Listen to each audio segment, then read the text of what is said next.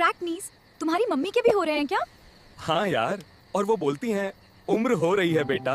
Mummy के नीज तो literally black board जैसे ड्राई हो गए थे। क्योंकि इंडियन मॉम्स सबका ख्याल रखती हैं, बस खुद का नहीं। वैसे मैंने मम्मी को ना ये यूज करने को दिया था। अरे यही वाला? हाँ, क्योंकि इनके नीज बहुत ड्राई हो रहे थे ना।